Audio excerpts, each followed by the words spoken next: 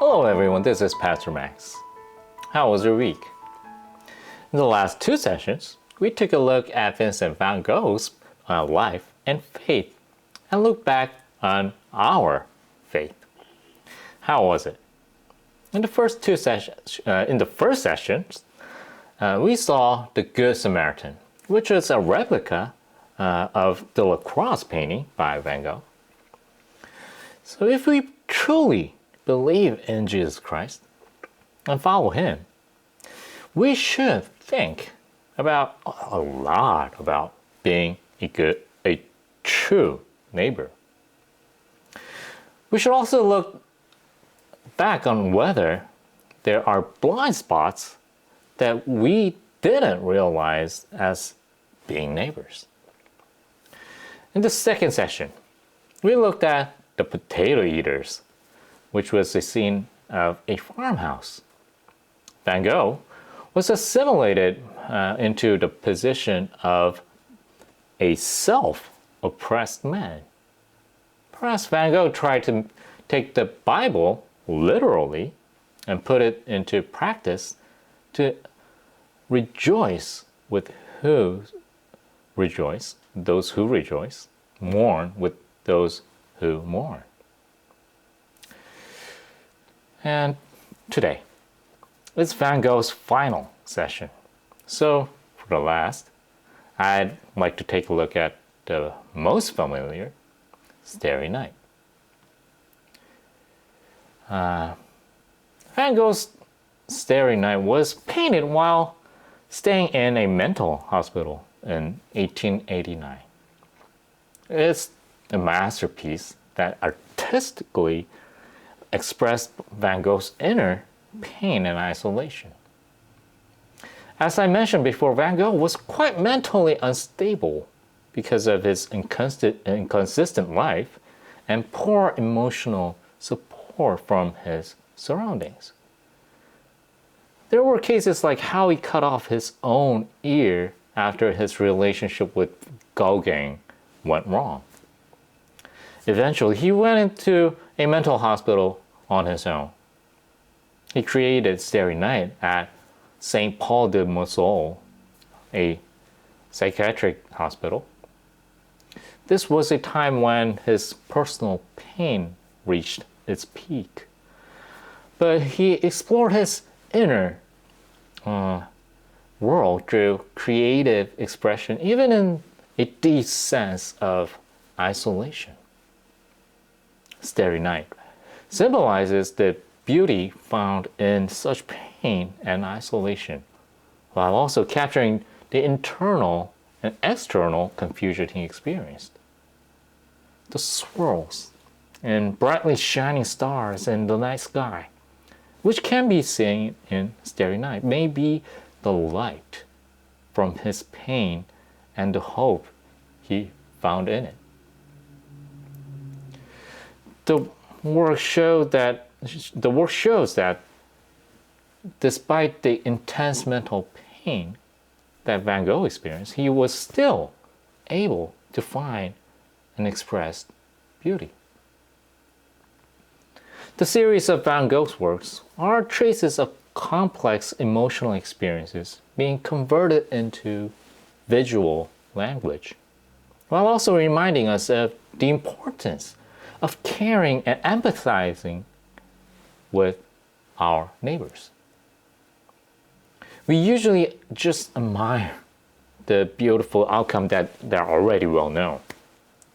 However, this creation, which also has blossomed from Van Gogh's agony, reminds faith communities of the importance of understanding and empathizing with individuals' anguish and psychological pain. Unfortunately, Van Gogh did not have enough understanding and support for his work and his mental suffering during his lifetime. The sense of isolation is reflected in Vincent van Gogh's last letters with his brother Theo. Vincent shares with his brother the values of art that he considered important, but he fails to empathize with and persuade anyone during his lifetime. Theo provided financial support and emotional comfort for his brother. But it was not enough to solve Vincent van Gogh's serious mental health problems.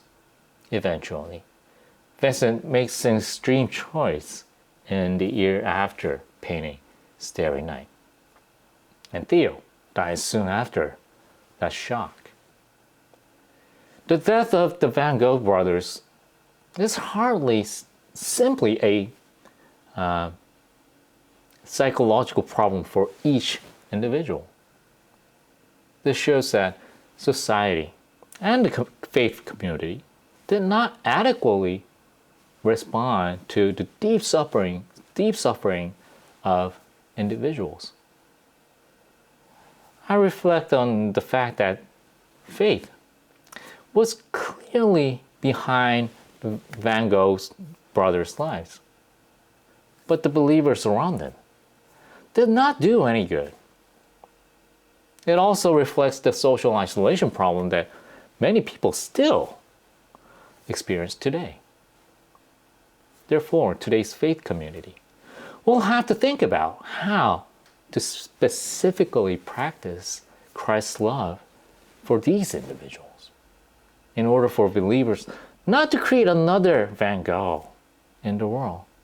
They must actively act so that they can experience the presence of the Lord and the hope that comes from it in the lives of those who suffer. In this regard, let's take a look at today's scripture reading. It's from 1 Kings 19, 1 through 5. Now Ahab told Jezebel everything Elijah had done and how he had killed all the prophets with the sword. So Jezebel sent a messenger to Elijah to say, "May the gods deal with me, be it ever so severely, if by this time tomorrow I do not make your life like that one of them, that of one of them." Elijah was afraid and ran for his life. When he came to Beersheba in Judah, he left his servant there, while he himself went a day's journey into the wilderness. He came to a broom bush, sat down under it, and prayed that he might die. "I have had enough, Lord," he said. "Take my life. I am no better than my ancestors." Then he lay down under the bush and fell asleep. All at once, an angel touched him and said, "Get up and eat." Elijah definitely experienced the amazing miracles of God in Mount Carmel before today's reading. It's not just the experience of Mount Carmel. God greatly used him as a great prophet. But Elijah immediately buried himself in the reality of Jezebel's threat to kill. Now in this reading, Elijah becomes a fugitive, not a prophet. Elijah just wants God to take his life away. Unfortunately, still, there is no miracle, no direct intervention from God. Just like what happened to the Van Gogh brothers.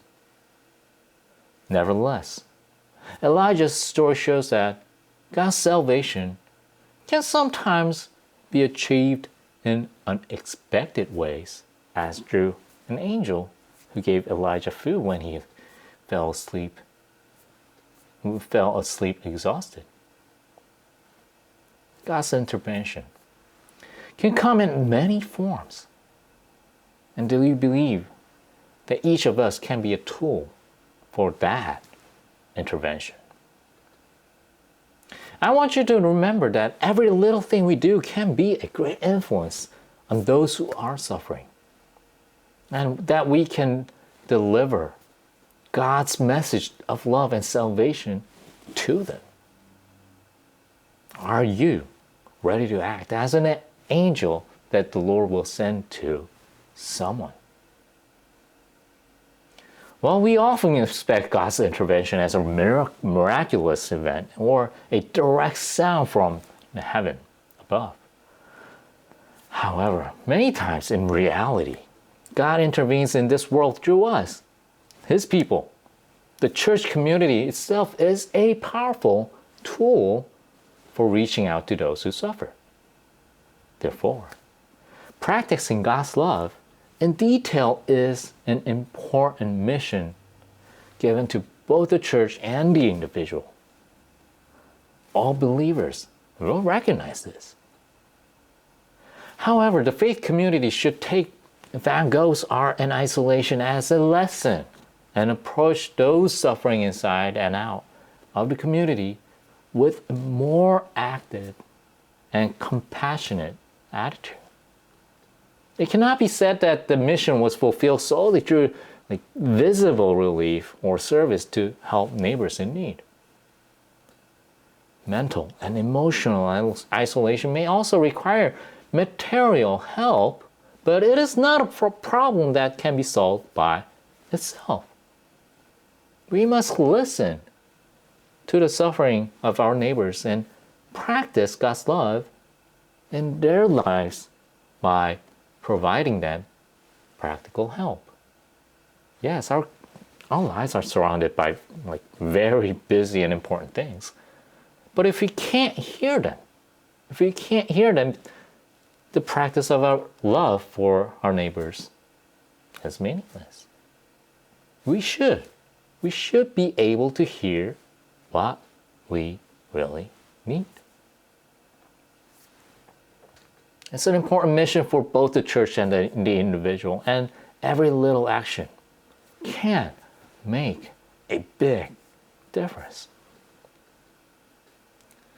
So today, for the last time, we reflect on Van Gogh's life and art and have a deep reflection on how, as believers, we can convey God's love and hope to those who suffer. During today's session, we think about how we can be God's hands in the world when faith is put into practice.